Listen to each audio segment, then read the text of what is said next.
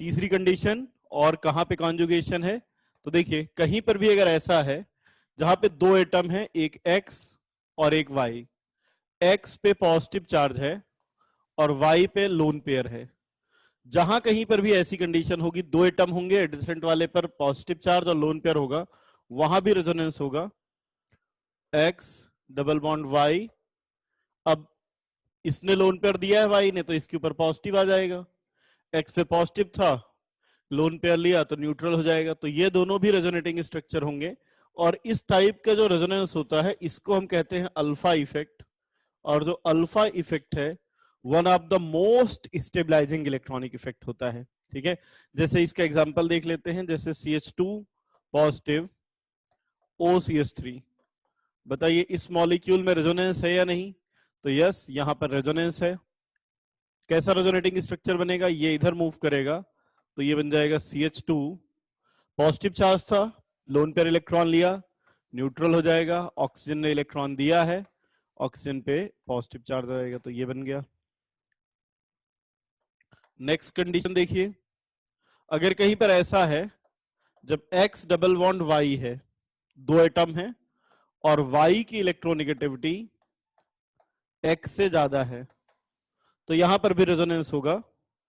अब यहां पे इलेक्ट्रॉन मोर इलेक्ट्रोनेगेटिव एटम, Y की ज्यादा इलेक्ट्रोनेगेटिव है तो Y की ओर शिफ्ट होंगे, तो अगला जो रेजोनेटिंग स्ट्रक्चर बन जाएगा X, Y ने इलेक्ट्रॉन लिया तो इस पर नेगेटिव चार्ज, X ने इलेक्ट्रॉन दिया तो इस पे पॉजिटिव चार्ज, तो ये दोनों भी रेजोनेटिंग स्ट्रक्चर है।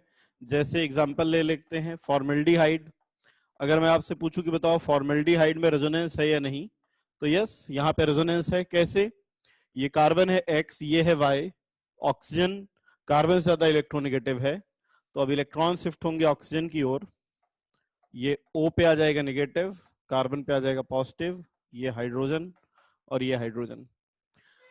अब यहाँ पे एक क्वेश्चन पूछते हैं कि सर अगर ये दोनों एटम सेम हो, कार्बन कार्बन डबल बॉन्ड हो, तो क्या वहां पर भी हो सकता है? नहीं, ऐसा तभी होगा जब पाई बॉन्ड पोलर हो, यानी ये कब होता है, जब पोलर पाई बॉन्ड, हर पाई बॉन्ड में नहीं, पाई बॉन्ड होना चाहिए और पोलर होना चाहिए, मतलब एक की इलेक्ट्रोनेगेटिविटी ज्यादा, दूसरे की इलेक्ट्रोनेगेटिविटी कम। एक कंडीशन और है, देखिए अगर कहीं पे ऐसा, ये एक्चुअली इसी का एक्सटेंशन है ना, जैसा थर्ड रूल था ना वैसा ही है। दो एटम है, एक एक्स और वाई है, यहां पे जैसे एक्स के ऊपर पॉजिटिव चार्ज था तो यहां पर एक्स के पास वैकेंट ऑर्बिटल हो, और जैसे वाई के ऊपर लोन पेयर था तो वाई के ऊपर नेगेटिव चार्ज, तो एक्स के पास क्या है, वैकेंट ऑर्बिटल, वैकेंट ऑर्बिटल, और वाई के पास क्या है, नेगेटिव चार्ज, तो यहां पर भी रेजोनेंस होगा। कैसे, ये इलेक्ट्रॉन मूव करेगा यहां पे, और जब ये इलेक्ट्रॉन यहां पे मूव करेगा तो ये बन जाएगा एक्स डबल बॉन्ड वाई। अब चूंकि निगेटिव चार्ज ने इलेक्ट्रॉन दिया तो न्यूट्रल हो जाएगा, और न्यूट्रल ने इलेक्ट्रॉन लिया तो ये नेगेटिव हो जाएगा। जैसे एग्जांपल देख लेते हैं, CH2 नेगेटिव Cl है ना, तो कार्बन के पास नेगेटिव चार्ज है, क्लोरीन के पास वैकेंट ऑर्बिटल है, ये इलेक्ट्रॉन जाएगा इधर तो ये चला बन जाएगा CH2 double bond Cl, chlorine ने इलेक्ट्रॉन लिया तो क्लोरीन पे नेगेटिव चार्ज। अब ध्यान रखिएगा, अगर ये जो वैकेंट ऑर्बिटल है ये D है तो इसी को ऑर्गेनिक में हम डी ऑर्बिटल रेजोनेंस कहते हैं, और जब आप इनऑर्गेनिक पढ़ते हैं वहां पे इसी को बैक बॉन्डिंग भी कहते हैं। ठीक है, अब इसका एप्लीकेशन क्या है, डी ऑर्बिटल रेजोनेंस का हम क्या एप्लीकेशन समझ सकते हैं। जैसे मान लीजिए हमारे पास दो एनायन है, एक CCl3 नेगेटिव है और एक CF3 नेगेटिव है, और हमें पता करना है कि इन दोनों में ज्यादा स्टेबल कौन सा है। तो जिसने डी ऑर्बिटल रेजोनेंस नहीं पढ़ा है उसको लगेगा कि CF3 नेगेटिव ज्यादा स्टेबल है। मान लो किसी ने डी ऑर्बिटल रेजोनेंस पढ़ाई नहीं, तो उसको क्या लगेगा कि एक बार कार्बन से 3 फ्लोरीन लगे हैं और एक बार कार्बन से 3 क्लोरीन लगे हैं, फ्लोरीन का -I इफेक्ट ज्यादा होता है अगर हम -I को केवल कंसीडर करें, तो हमें लगा कि यार CF3 नेगेटिव ज्यादा स्टेबल होना चाहिए क्योंकि फ्लोरीन का माइनस आई इफेक्ट ज्यादा है, बट फ्लोरीन के पास वैकेंट डी ऑर्बिटल नहीं है। ध्यान रखिएगा, सेकंड पीरियड एलिमेंट्स के पास वैकेंट डी ऑर्बिटल नहीं होती, जबकि क्लोरीन थर्ड पीरियड का है, क्लोरीन के पास वैकेंट डी ऑर्बिटल है। यहां पे डी ऑर्बिटल रेजोनेंस होगा और इसलिए CCl3 नेगेटिव CF3 नेगेटिव से ज्यादा स्टेबल है। Rules for drawing resonating structure. Rules for drawing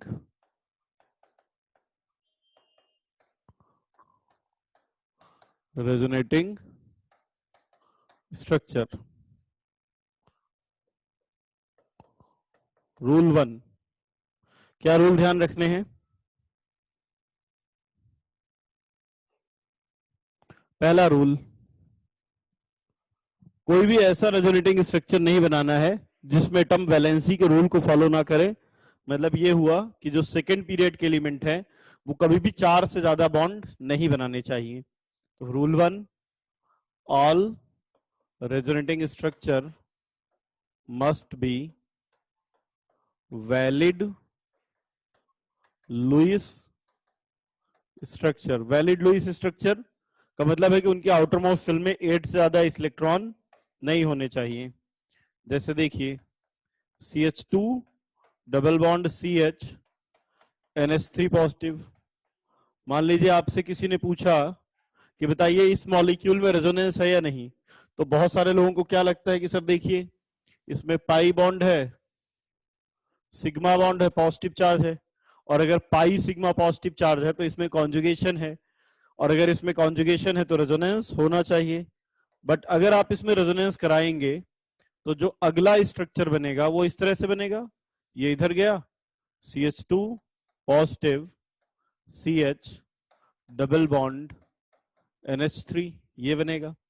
अब अगर आप इस रेजोनेटिंग स्ट्रक्चर को देखें तो यहां पर नाइट्रोजन 5 बॉन्ड बना रहा है, और अगर नाइट्रोजन कहीं पर भी 5 बॉन्ड बनाता है तो इनवैलिड है क्योंकि नाइट्रोजन की मैक्सिमम कोवैलेंसी 4 है। इसका मतलब ये जो रेजोनेटिंग स्ट्रक्चर है ये इनवैलिड है, इसका कोई ऐसा रेजोनेटिंग स्ट्रक्चर बनेगा ही नहीं। तो हम कहेंगे यस, इस मॉलिक्यूल में रेजोनेंस नहीं है, ये मॉलिक्यूल रेजोनेंस शो नहीं करेगा, 5 बॉन्ड हो जाएगा बिल्कुल। तो ऐसा कोई रेजोनेटिंग स्ट्रक्चर नहीं बनाना है जिसमें कोई भी एटम अपनी वैलेंसी के रूल्स को फॉलो ना करे। लेकिन अगर मान लो हमारे पास ऐसा होता है, एक एग्जांपल और ले लेते हैं, CH2 डबल बॉन्ड CH अगर PH3 पॉजिटिव होता तो यहां पे रेजोनेंस होता, क्योंकि फास्फोरस थर्ड पीरियड का एलिमेंट है, फास्फोरस थर्ड पीरियड का एलिमेंट है, और फास्फोरस में 5 बॉन्ड बन सकते हैं। CH2 double bond CH CH2 positive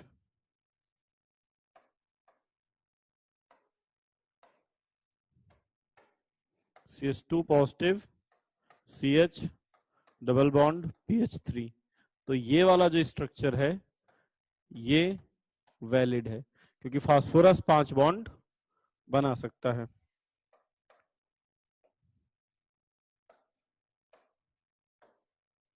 rule 1, rule 2, ठीक है। रूल 1 क्लियर है।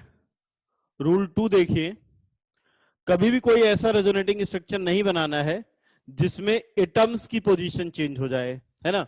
रेजोनेंस में केवल इलेक्ट्रॉन इन्वॉल्व होते हैं, कभी भी एटम की पोजीशन चेंज नहीं करनी है। दूसरा, हमेशा पाई बॉन्ड के इलेक्ट्रॉन इन्वॉल्व होंगे, कभी भी सिग्मा बॉन्ड के इलेक्ट्रॉन इन्वॉल्व नहीं होते। तो लिख लीजिएगा, during resonance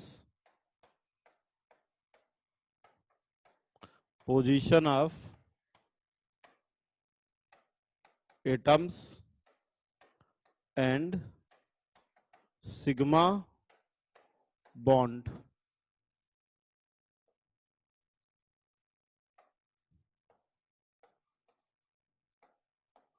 does not change. Atom की पोजीशन चेंज नहीं होना चाहिए और सिग्मा बॉन्ड की पोजीशन चेंज नहीं होना चाहिए। जैसे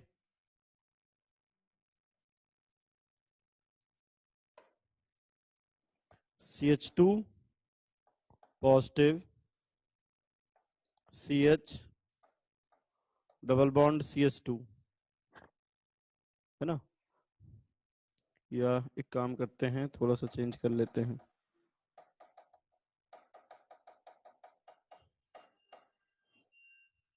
जैसे CH2 negative CH double bond O है ना।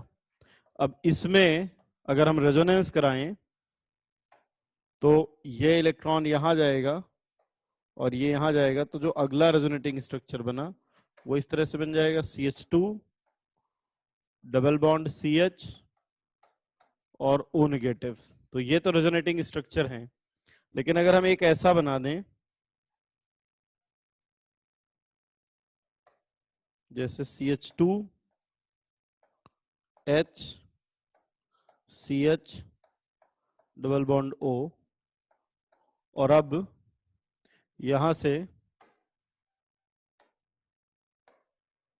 इसकी पोजीशन चेंज करा दें इस तरह से कि ये बन जाए CH2 double bond CH O H। तो ये रेजोनेटिंग स्ट्रक्चर है ऊपर वाले, ये रेजोनेटिंग स्ट्रक्चर हैं, जबकि ये रेजोनेटिंग स्ट्रक्चर नहीं है, क्योंकि इसमें हाइड्रोजन एटम की पोजीशन चेंज हो गई। कभी भी अगर एटम की पोजीशन चेंज होगी तो वो रेजोनेटिंग स्ट्रक्चर नहीं होंगे। रूल 3, देखिए किसी भी मॉलिक्यूल के जितने भी रेजोनेटिंग स्ट्रक्चर बनने चाहिए उनमें number of unpaired electron same होने चाहिए। तो रूल 3 लिखिए, total number of unpaired electron must be equal in all resonating structure. जितने भी रेजोनेटिंग स्ट्रक्चर बन रहे हो सब में टोटल अनपेयर्ड इलेक्ट्रॉन सेम होने चाहिए। जैसे अगर हमारे पास है CH2 double bond CH double bond CH2, ठीक है ना। अब इसका एक रेजोनेटिंग स्ट्रक्चर हम कैसा बना सकते हैं कि ये इलेक्ट्रॉन इधर गया और ये इलेक्ट्रॉन इधर गया। तो अब जो नया रेजोनेटिंग स्ट्रक्चर बनेगा वो कैसा बनेगा कि ये CH2 पे positive CH double bond CH और इस CH2 पे निगेटिव, ठीक है। अगर हम इसका एक रेजोनेटिंग स्ट्रक्चर इस तरह से बना दें कि एक इलेक्ट्रॉन इस पर जाए और एक इलेक्ट्रॉन इस पर जाए, और अब ये ऐसा CH2 डबल बॉन्ड CH एक इलेक्ट्रॉन इस पर और CH2 एक इलेक्ट्रॉन इस पर, तो ये वाला जो 1 और 2 है ये तो आपस में रेजोनेटिंग स्ट्रक्चर हैं, लेकिन थर्ड जो है वो 1 और 2 का रेजोनेटिंग स्ट्रक्चर नहीं है। रीजन देखिए, यहां पे अगर देखें तो अनपेयर्ड इलेक्ट्रॉन एक भी नहीं है, सारे के सारे इलेक्ट्रॉन पेयर्ड हैं, तो अनपेयर्ड इलेक्ट्रॉन जीरो। यहाँ पे देखिए तो यहाँ पर भी अनपेयर्ड इलेक्ट्रॉन जीरो है, कोई भी अनपेयर्ड इलेक्ट्रॉन नहीं है। लेकिन अगर यहाँ पर देखें तो एक ये वाला और एक ये, दो अनपेयर्ड इलेक्ट्रॉन है, अनपेयर्ड इलेक्ट्रॉन 2 है। जबकि रेजोनेटिंग स्ट्रक्चर में क्या होना चाहिए, number of unpaired electron equal होना चाहिए। तो इसलिए ये वाला जो रेजोनेटिंग स्ट्रक्चर है ये इनवैलिड हो जाएगा, ये इनका रेजोनेटिंग स्ट्रक्चर नहीं है, ये इन दोनों का रेजोनेटिंग स्ट्रक्चर नहीं है।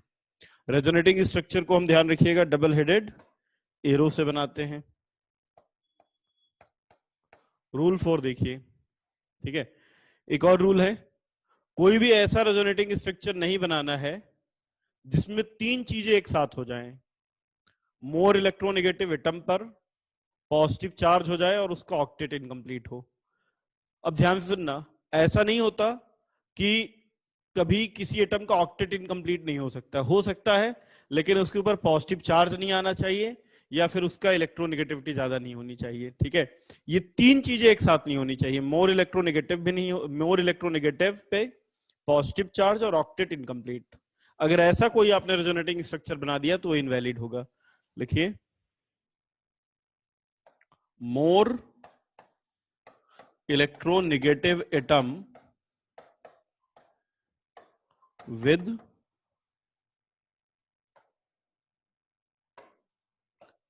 incomplete octet and having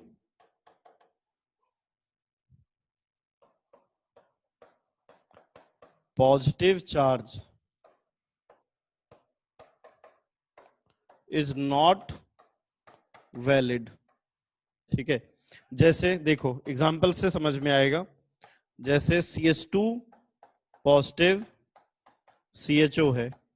अब जब मैं पूछता हूं कि इसमें रेजोनेंस है या नहीं, तो बहुत सारे लोग कहते हैं कि सर इसमें रेजोनेंस है। मैंने बोला कैसे, तो बोलते हैं सर ये देखो, पाई सिग्मा पॉजिटिव चार्ज, आपने बताया था कि पाई सिग्मा पॉजिटिव चार्ज है तो कॉन्जुगेशन है, और अगर कॉन्जुगेशन है तो रेजोनेंस होगा।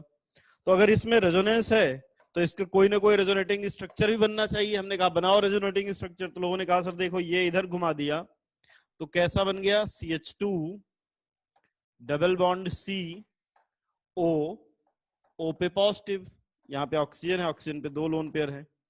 तो अब देखो जरा, ये वाला जो रेजोनेटिंग स्ट्रक्चर है ये वैलिड नहीं है, ये इनवैलिड है, ये गलत है। अब रीजन देखो इनवैलिड होने का क्या है। यहां पे ऑक्सीजन के पास 8 इलेक्ट्रॉन है, ऑक्सीजन का ऑक्टेट कंप्लीट है। यहां पे ऑक्सीजन मोर इलेक्ट्रोनेगेटिव है और उसके आउटर मोस्ट शेल में केवल 6 इलेक्ट्रॉन है, तो उसका जो ऑक्टेट है ये इनकम्प्लीट है। और ये ऐसा कभी होगा नहीं कि मोर इलेक्ट्रोनेगेटिव भी रहे, पॉजिटिव चार्ज भी रहे और उसका ऑक्टेट भी इनकम्प्लीट हो। तो इसलिए ये दोनों एक दूसरे के रेजोनेटिंग स्ट्रक्चर नहीं है। आप कहेंगे कि सर इस मॉलिक्यूल में रेजोनेंस नहीं हो रहा है। ध्यान रखिएगा, इंपॉर्टेंट बात है ये। Resonating structure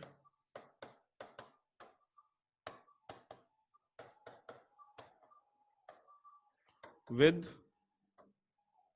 more number of atoms having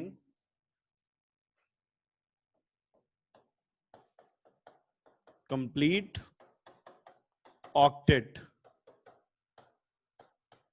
is more stable। ऐसा रेजोनेटिंग स्ट्रक्चर जिसमें ज्यादा से ज्यादा एटम ऐसे हों जिनके ऑक्टेट कंप्लीट हैं, वो कंपैरेटिवली ज्यादा स्टेबल होंगे। जैसे मान लो एक मॉलिक्यूल है CH2 पॉजिटिव OH, है ना। अब यहां पे देखिए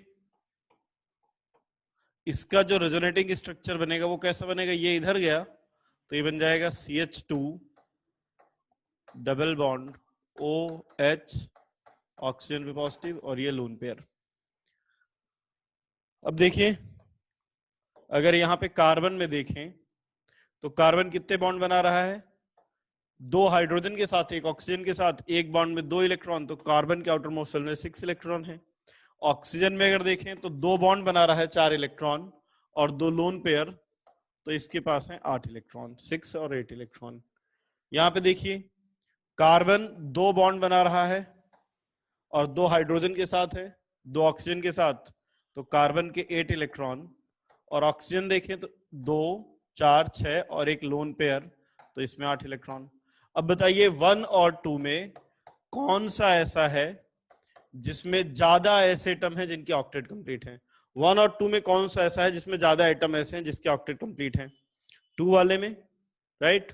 सो बहुत आसानी से हम लिख सकते हैं 2 is more stable then 1, 2 is more stable then 1।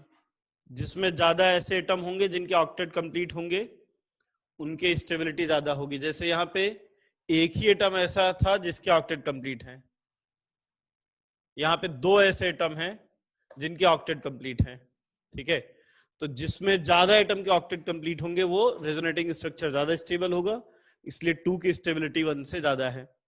But problem यह है कि यहां पे हमें हर एक एटम का ऑक्टेट काउंट करना पड़ेगा। तो इसका एक अल्टरनेट तरीका है। अल्टरनेट तरीका यह है कि जिस रेजोनेटिंग स्ट्रक्चर में ज्यादा पाई बॉन्ड होंगे वहां बाय डिफॉल्ट ऐसे एटम भी ज्यादा होंगे जिनके ऑक्टेट कंप्लीट होंगे। तो अगर आपको ऑक्टेट देखते नहीं आता है तो मैं आपको एक आसान तरीका बताता हूं। आप काउंट कर लीजिए नंबर ऑफ पाई बॉन्ड, जहां पे ज्यादा पाई बॉन्ड होंगे बाय डिफॉल्ट वहां ऐसे एटम भी ज्यादा होंगे जिनके ऑक्टेट कंप्लीट हैं, तो वहां पे स्टेबिलिटी ज्यादा होगी। तो इसी को क्या लिख सकते हैं, अपन इसी रूल में एक और लिख सकते हैं, resonating structure with more number of pi bond are more stable. जिसमें ज्यादा ऐसे एटम हों जिनमें ज्यादा पाई बॉन्ड होंगे वो ज्यादा स्टेबल होंगे। जैसे एग्जांपल समझते हैं,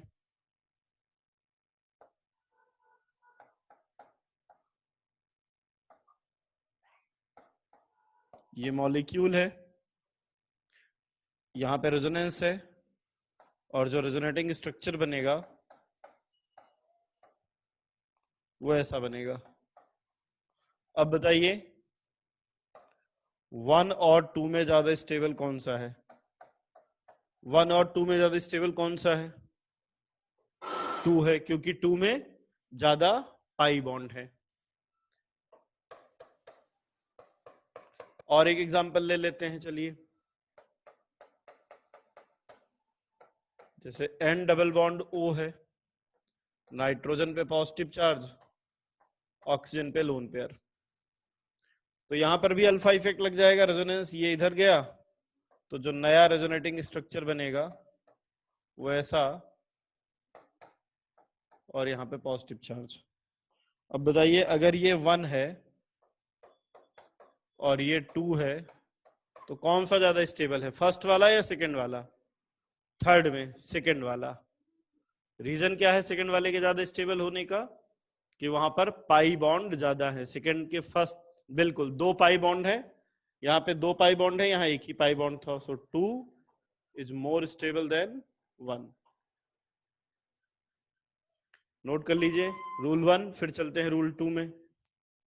अगर कोई रेजोनेटिंग स्ट्रक्चर ऐसा है जो चार्ज्ड है और एक है जो न्यूट्रल है, तो न्यूट्रल वाला हमेशा चार्ज से ज्यादा स्टेबल होगा। रूल 2, न्यूट्रल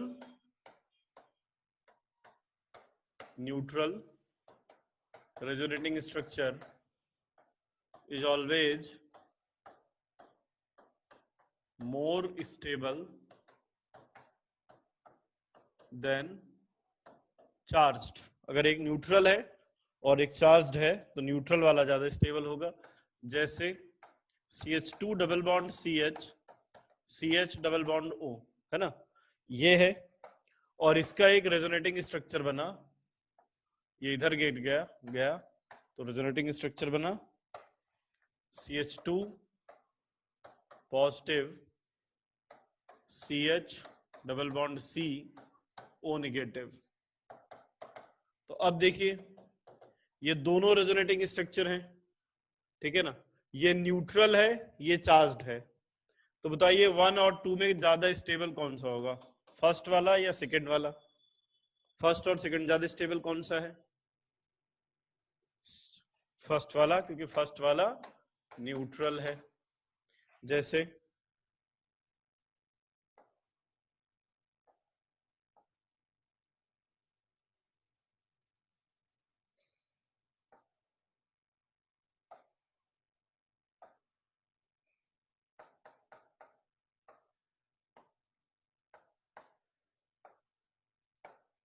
ये मॉलिक्यूल है, इसका एक रेजोनेटिंग स्ट्रक्चर बना, ये ऐसा,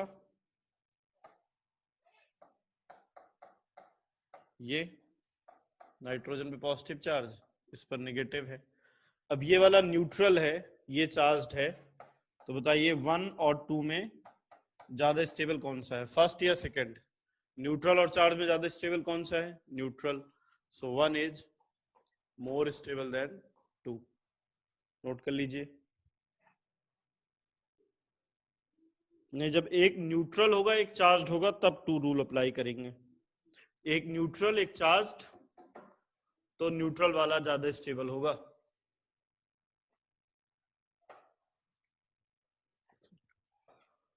नेक्स्ट है रूल 3। रूल 3 लगाते हैं कब? जब मॉलिक्यूल चार्ज्ड होता है, ठीक है। तो क्या देखेंगे, इसके 2 पार्ट हैं। चार्ज्ड है तब क्या देखते हैं, सबसे पहले चार्ज ऑन एटम देखते हैं, चार्ज ऑन एटम, ठीक है। क्या देखेंगे चार्ज ऑन एटम में? Negative charge is more stable on more electronegative atom. Negative charge कहाँ होना चाहिए? मोर इलेक्ट्रोनेगेटिव में। और positive charge on less electronegative, या पॉजिटिव चार्ज कहाँ होना चाहिए? नेगेटिव चार्ज मोर इलेक्ट्रोनेगेटिव में, पॉजिटिव चार्ज लेस इलेक्ट्रोनेगेटिव में, या कह सकते हैं कि पॉजिटिव चार्ज इलेक्ट्रोपॉजिटिव पे होना चाहिए। दूसरा फिर देखेंगे इसी का, चार्ज डिस्टेंस बिटवीन चार्जेस। दूसरा देखेंगे डिस्टेंस बिटवीन चार्ज। तो यहां पे क्या देखेंगे कि जो अपोजिट चार्ज है वो मिनिमम डिस्टेंस पे होने चाहिए और सेम चार्ज मैक्सिमम डिस्टेंस पे। Opposite charge on minimum distance और similar charge at maximum distance. Opposite charge minimum distance, similar charge maximum distance.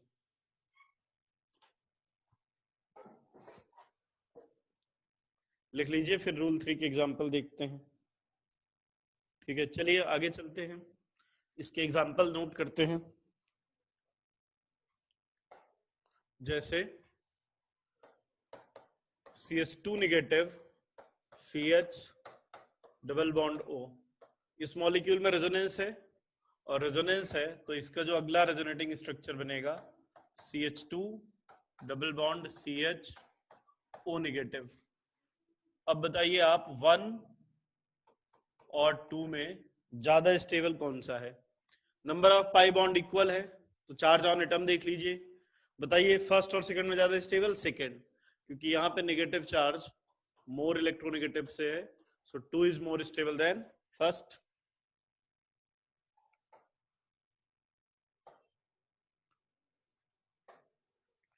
एक दो, ये है थर्ड, फोर्थ, ये है 5,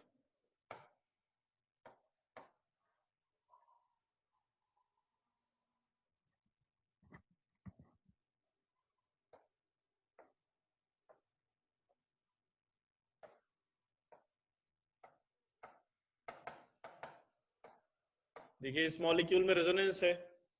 रेजोनेंस है कैसे? अगर इस इलेक्ट्रॉन को इधर मूव कराएं तो ये इधर मूव कर जाएगा, तो जो अगला रेजोनेटिंग स्ट्रक्चर बनेगा वो यहाँ पे आ गया डबल बॉन्ड। ऑक्सीजन ने इलेक्ट्रॉन दिया है तो पॉजिटिव चार्ज एक लोन पेयर, यहाँ पे नेगेटिव चार्ज और यहाँ पे डबल बॉन्ड ही है।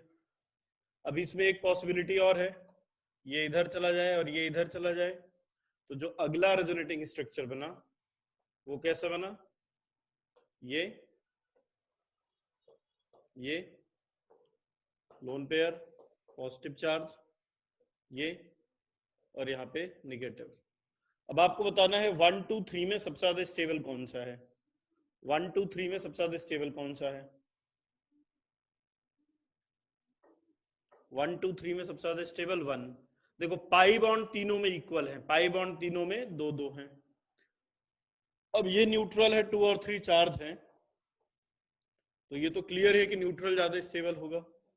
2 और 3 में कंपेयर करना है, तो यहाँ पे अपोजिट चार्ज पास है जबकि यहाँ पे अपोजिट चार्ज मैक्सिमम डिस्टेंस पे है, तो फर्स्ट 1 देन 2 एंड देन 3, तो करेक्ट सीक्वेंस 1 2 3 हो जाएगा।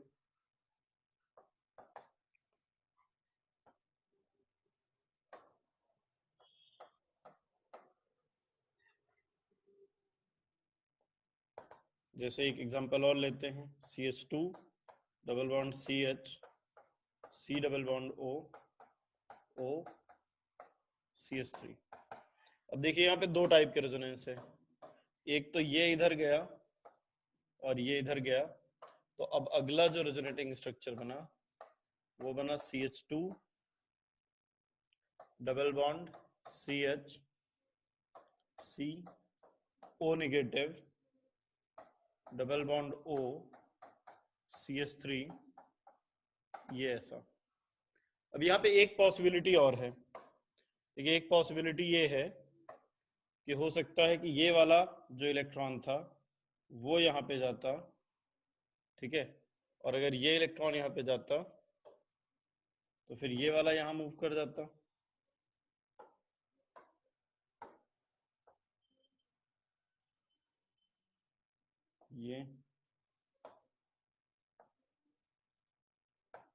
ये ऐसा।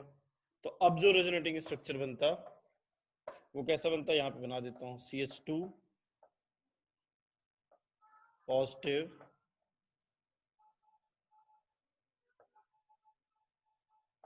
CH डबल बॉन्ड C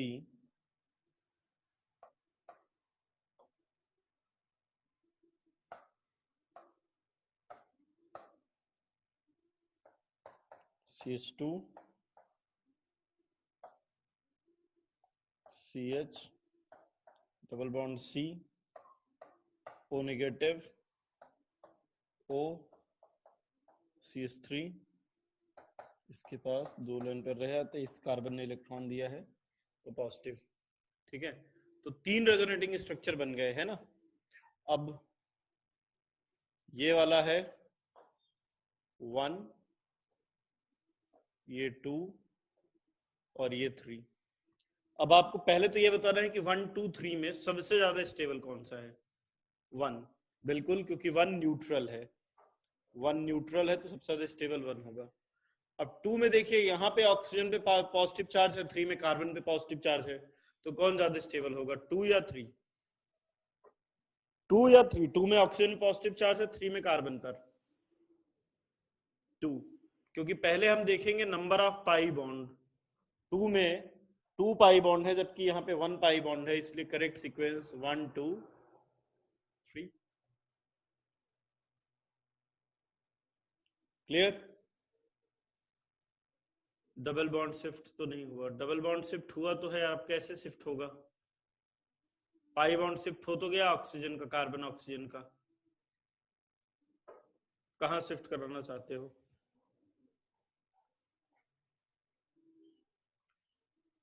चलो नोट कर लो, फिर आगे चलते हैं।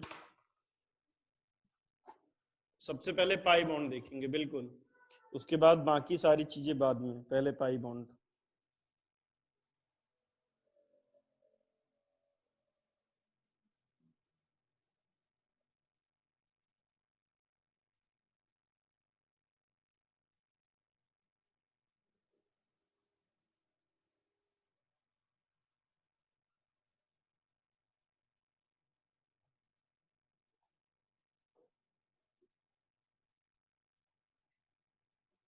फिफ्थ वाले में क्या है, पहले कार्बन पे नेगेटिव चार्ज था, फिर ऑक्सीजन पे नेगेटिव चार्ज है, तो नेगेटिव चार्ज मोर इलेक्ट्रोनेगेटिव पे ज्यादा स्टेबल होगा, इसलिए 2 मोर स्टेबल है 1 से।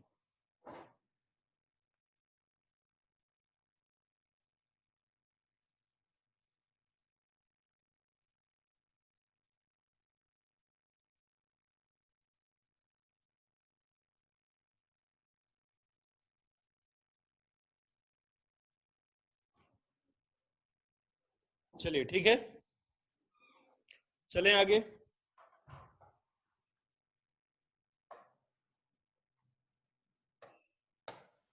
चलिए एक एग्जांपल और लेते हैं, CH2 double bond N double bond N positive negative.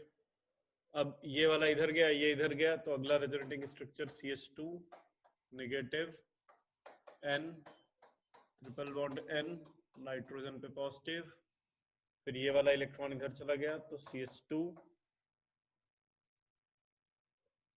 Double bond N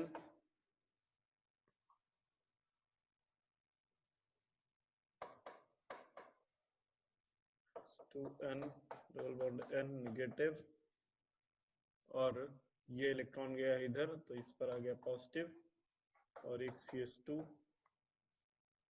ये वाला इलेक्ट्रॉन गया इधर, CH2 negative N double bond N positive.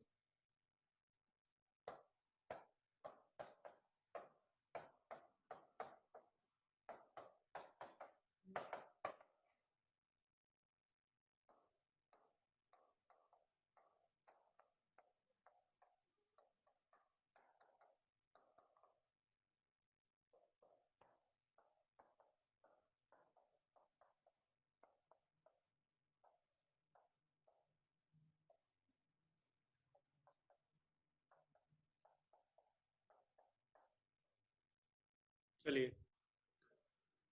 8th में हमारे पास 4 रेजोनेटिंग स्ट्रक्चर हैं, 1 2 3 4। बताइए 1 2 3 4 में सबसे ज्यादा स्टेबल कौन सा है? सबसे ज्यादा 1, फिर 2, सबसे ज्यादा 1। अच्छा देखिए, 1 और 2 की स्टेबिलिटी 3 और 4 से ज्यादा होगी। उसका रीजन है यहाँ 2 पाई बॉन्ड है, यहाँ भी 2 pi bond. So 1 and 2 are more stable compare to 3 and 4। बात करें 1 और 2 में, तो यहाँ पे नाइट्रोजन पे नेगेटिव चार्ज है, यहाँ पे कार्बन पर नेगेटिव चार्ज है। पॉजिटिव चार्ज दोनों बार नाइट्रोजन पे है। पॉजिटिव चार्ज तो नाइट्रोजन पर ही है, लेकिन एक बार नाइट्रोजन पर नेगेटिव चार्ज, एक बार कार्बन पर। आप बताइए नेगेटिव चार्ज ज्यादा स्टेबल कहाँ होगा, कार्बन पे या नाइट्रोजन पे? तो नाइट्रोजन पे। तो 1 और 2 में 1 ज्यादा स्टेबल।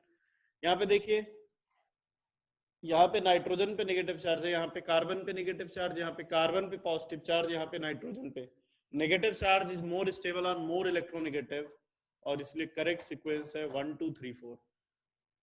यहाँ पे देखिए, ये फर्स्ट, ये सेकंड, ये न्यूट्रल है, ये चार्ज्ड है, पाई बॉन्ड इक्वल है, तो इसलिए 1 ज्यादा स्टेबल हो जाएगा 2 से। यहाँ पे पाई बॉन्ड भी इक्वल है, दो दो पाई, एक एक पाई बॉन्ड है। यहाँ पर निगेटिव चार्ज ऑक्सीजन पे था, यहाँ पर भी ऑक्सीजन पे है, तो ये दोनों इक्वली स्टेबल हैं।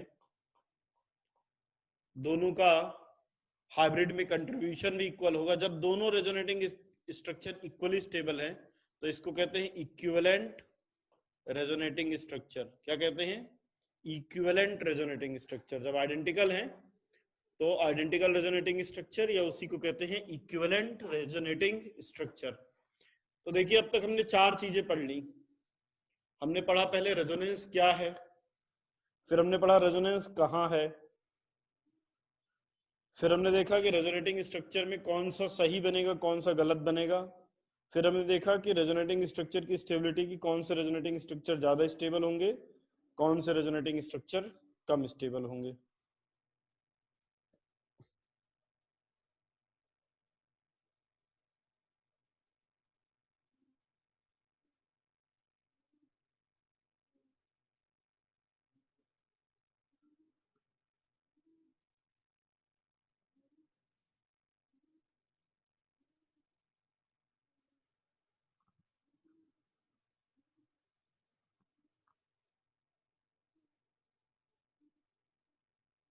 एट्थ के रेजोनेटिंग स्ट्रक्चर। अच्छा देखो, अब इसे एक ध्यान से देखना बेटा। अगर हम इसको यहां पे शिफ्ट करें और इसको यहां शिफ्ट करें, तो ये वाला बन जाएगा सेकंड वाला।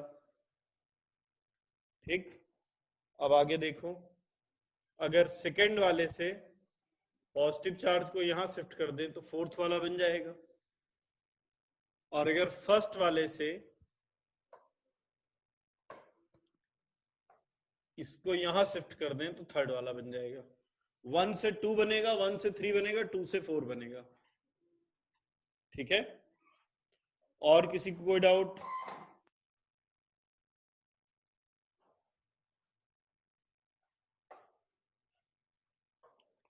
नेक्स्ट देखिए है मेसोमेरिक इफेक्ट।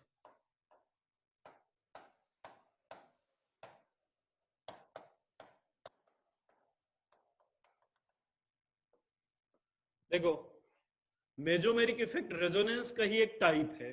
आप ऐसा समझ सकते हो कि कुछ रेजोनेंस ऐसे हैं जिनको हम मेसोमेरिक इफेक्ट कहते हैं। फिर अगला क्वेश्चन होता है कि सर कौन से आखिर ऐसे रेजोनेंस हैं जिनको मेसोमेरिक इफेक्ट कहते हैं। तो कहीं पर भी अगर मॉलिक्यूल में रेजोनेंस हो रहा हो और रेजोनेंस होने के कारण पोलैरिटी क्रिएट हो जाए, तो उसको हम कहेंगे मेसोमेरिक इफेक्ट। तो क्या लिख सकते हैं?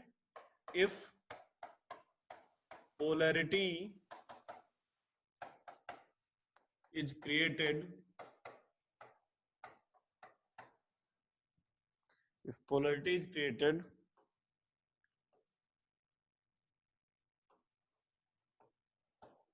due to resonance, it is called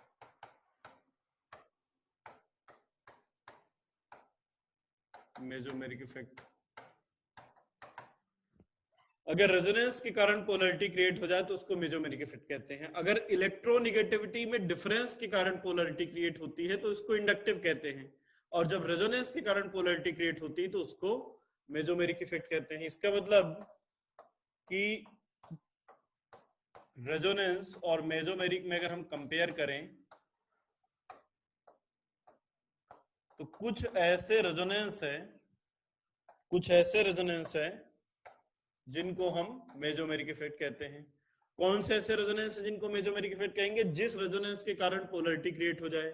so resonance may be mesomeric, but mesomeric is always resonance.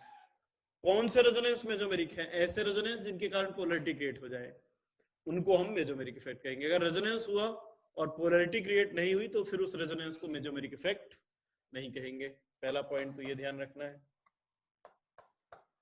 दूसरी बात देखिए, अगर रेजोनेंस इंडक्टिव में देखें और रेजोनेंस में, तो डिफरेंस क्या है?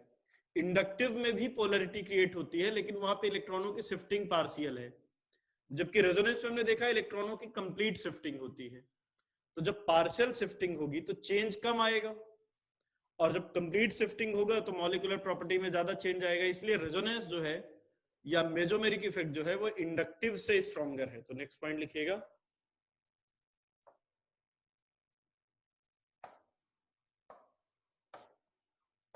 मेसोमेरिक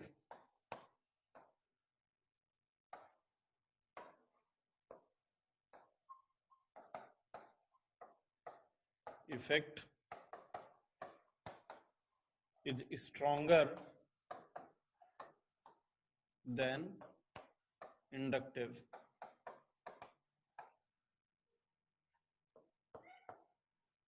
इंडक्टिव से स्ट्रॉन्गर है। दूसरी बात देखिए, इंडक्टिव डिस्टेंस डिपेंडेंट है। 3 से 4 कार्बन के बाद इतना कम हो जाता है कि उसको हम नेग्लिजिबल मानते हैं। बट मेसोमेरिक इफेक्ट डिस्टेंस पर डिपेंड नहीं करता। अगर 100 नंबर ऑफ कार्बन एटम है तो वहां तक भी रेजोनेंस हो सकता है। रेजोनेंस कितनी भी दूरी तक होता जाएगा, बस कॉन्जुगेशन मिलना चाहिए। इसलिए रेजोनेंस या मेसोमेरिक इफेक्ट डिस्टेंस डिपेंडेंट नहीं है। तो नेक्स्ट पॉइंट लिख सकते हैं, डिस्टेंस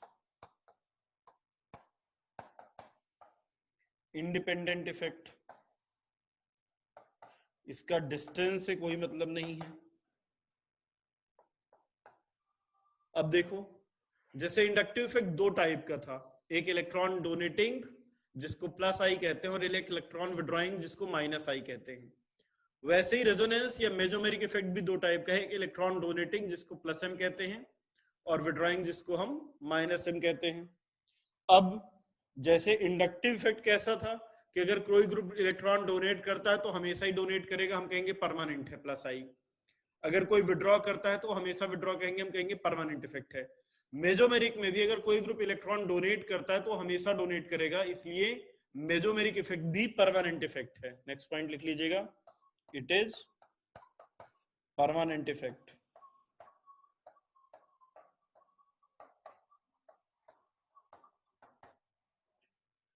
तो रेजोनेंस के बारे में 4 पॉइंट्स हैं, ध्यान रखिएगा। फिर एग्जांपल लेते हैं, देखते हैं कि कहां। अब यहाँ पे क्वेश्चन एक उठता है ना कि सर हमें कैसे पता चलेगा कि कौन से वाले रेजोनेंस ऐसे हैं जिनके कारण पोलरिटी क्रिएट होगी। आखिर ऐसा कौन सा रेजोनेंस है जब पोलरिटी क्रिएट होगी और ऐसा कौन सा रेजोनेंस है जब पोलरिटी क्रिएट नहीं होगी। तो हमारे पास कुछ कंडीशंस हैं, आप इसको नोट कर लीजिए, फिर मैं बताता हूँ कि कौन सा रेजोनेंस ऐसा होगा जब पोलरिटी क्रिएट होगी। बहुत बढ़िया, ट्विंकल बहुत बढ़िया, ट्विंकल सबसे तेज, आज तक से भी तेज है ट्विंकल, बहुत जल्दी नोट कर लेती है ये लड़की बहुत आगे तक जाएगी। बहुत बढ़िया बेटा, इसकी लिखने की स्पीड बहुत अच्छी है। अरे अभिषेक भी बहुत अच्छे यार, आज तो तुम लोगों ने दिल जीत लिया, बहुत बढ़िया, बहुत ही अच्छा। क्या खटाखट लिख रहे हो यार तुम लोग, स्पीड तो माननी पड़ेगी। यस, ये चलो बहुत अच्छे। चलिए, और अब देखते हैं कि आखिर कैसे पता चले कि कौन सा रेजोनेंस है जिसके कारण मेसोमेरिक, कौन से रेजोनेंस है जो मेसोमेरिक होंगे। तो देखो, अगर हमारे पास बेंजीन रिंग है, ध्यान सुनना, कब हमें पता चलेगा कि कोई भी ग्रुप प्लस एम शो करेगा, कब पता चलेगा कि कोई भी ग्रुप माइनस एम शो करेगा। कैसे पता चले प्लस एम और माइनस एम, है ना। तो देखिए, अगर आपके पास बेंजीन रिंग है, बेंजीन रिंग से कोई भी ग्रुप लगा है X, और अगर इस X के पास लोन पेयर है, तो जिसके पास भी बेंजीन रिंग से लगा हुआ कोई भी एटम जिसके पास लोन पेयर है, वो पक्का है प्लस एम इफेक्ट शो करेगा। अब ऑर्गेनिक केमिस्ट्री में कौन से एलिमेंट्स हैं जिनके पास लोन पेयर है? जैसे NH2 में नाइट्रोजन के पास लोन पेयर है, तो अगर बेंजीन से NH2 लगा दोगे तो प्लस एम शो करेगा। अगर OH लगा दोगे तो प्लस एम शो करेगा।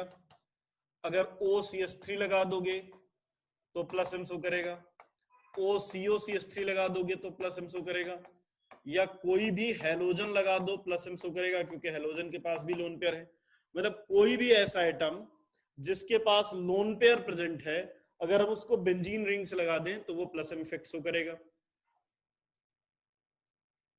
ठीक है, कोई भी एटम जिसके पास, क्या आपको ये बात समझ में आ गई कि किसी भी एटम के पास जिसके पास लोन पेयर है वो प्लस एम इफेक्ट शो करेगा? जैसे मैं एक एग्जांपल ले लेता हूं, बेंजीन है हमारे पास और उस पे मैंने OH लगा दिया, तो अब ये प्लस एम शो करेगा।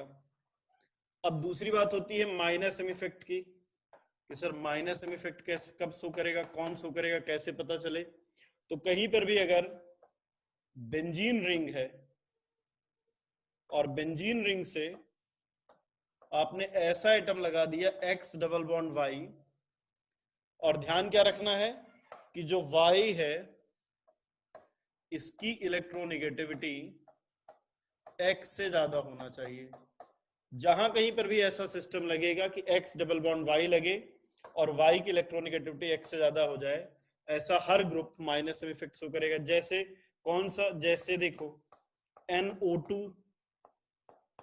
कैसे NO2? क्योंकि ये X हो गया, ये Y हो गया, और Y यानी ऑक्सीजन की इलेक्ट्रोनेगेटिविटी X से ज्यादा है, तो ये माइनस M शो करेगा। जैसे CHO, ये X कार्बन ऑक्सीजन बाई, ये भी माइनस M।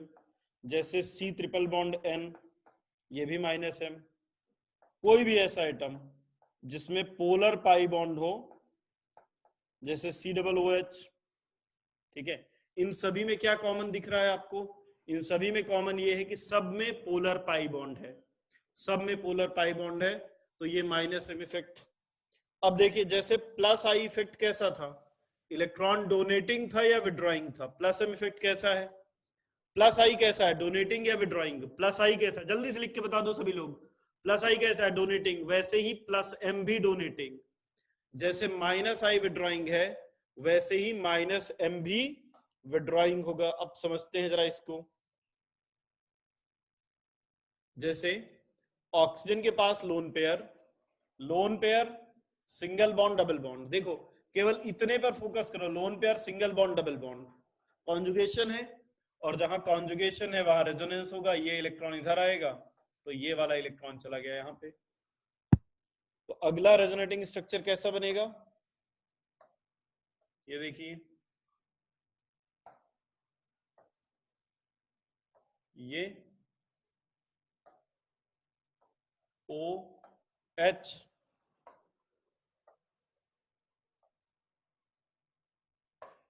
अब ऑक्सीजन ने इलेक्ट्रॉन दिया है, तो ऑक्सीजन पे पॉजिटिव चार्ज, और ये लोन पेयर।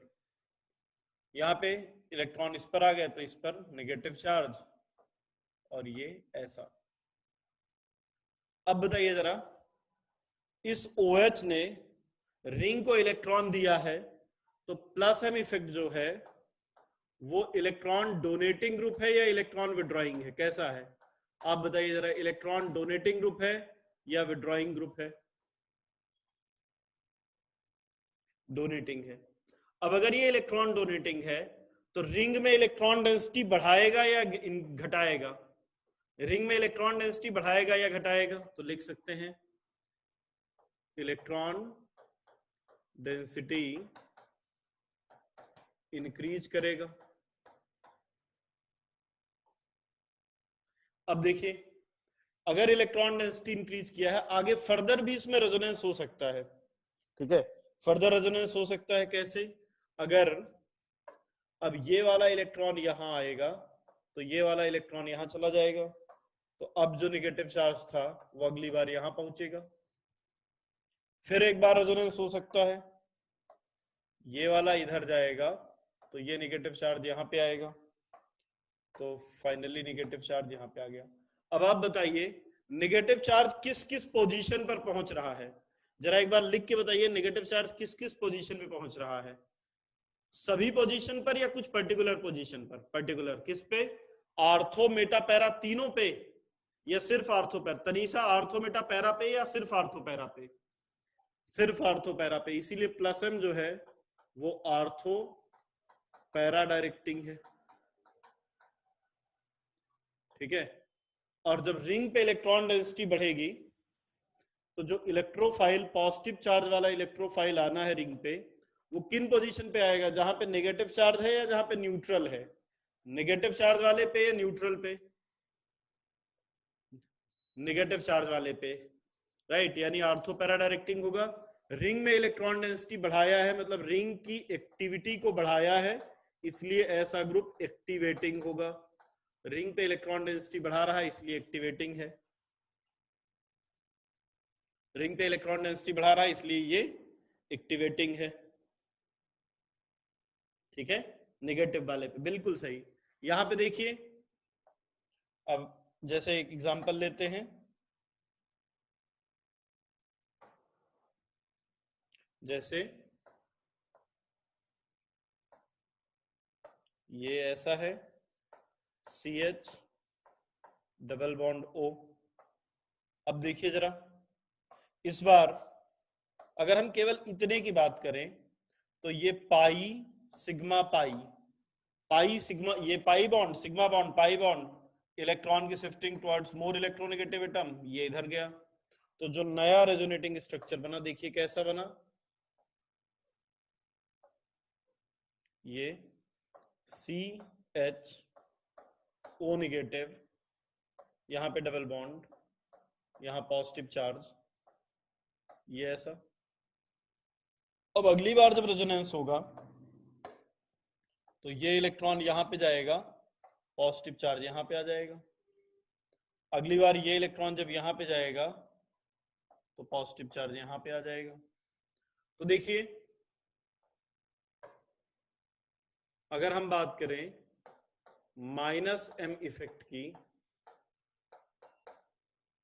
तो माइनस इफेक्ट कैसा है? इलेक्ट्रॉन डेंसिटी इंक्रीज कर रहा है या डिक्रीज कर रहा है?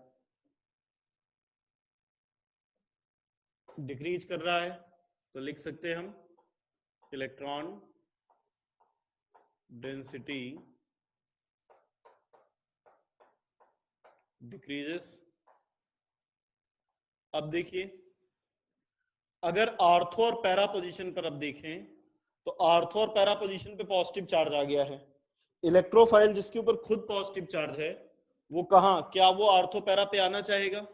इलेक्ट्रोफाइल अब कहां पे आएगा? आर्थो पैरा पे पॉजिटिव चार्ज है तो कहां पे आएगा? आर्थो पैरा पे इलेक्ट्रॉन डेंसिटी कम हो गई तो कंपैरेटिवली कहां पे ज्यादा है? मेटा पे, यस। तो अब ये मेटा डायरेक्टिंग हो जाएगा, किसके लिए? इलेक्ट्रोफाइल के लिए मेटा डायरेक्टिंग। अब चूंकि इसने रिंग में इलेक्ट्रॉन डेंसिटी को कम किया है तो एक्टिवेट किया या डीएक्टिवेट? एक्टिवेटिंग या डीएक्टिवेटिंग? रिंग पे इलेक्ट्रॉन डेंसिटी को कम कर रहा है तो एक्टिवेटिंग या डीएक्टिवेटिंग? डीएक्टिवेटिंग। तो ये हो जाएगा डी एक्टिवेटिंग।